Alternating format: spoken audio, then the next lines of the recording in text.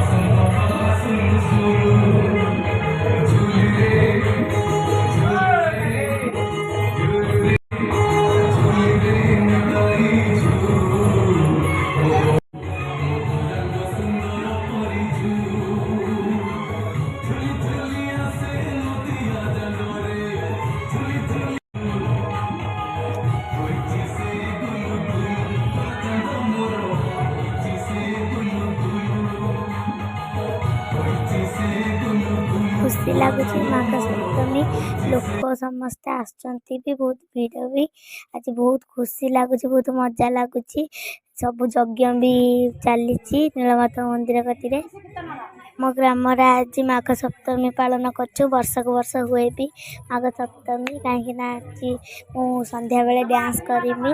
आज जो प्रोग्राम जो डांस करते आज भी आम गाँव लोग देखा नहीं से मत अनुरोध कर माने भल लगी था जदि लाइक करेंगे, सब्सक्राइब करेंगे, शेयर करेंगे, कमेंट भी करेंगे।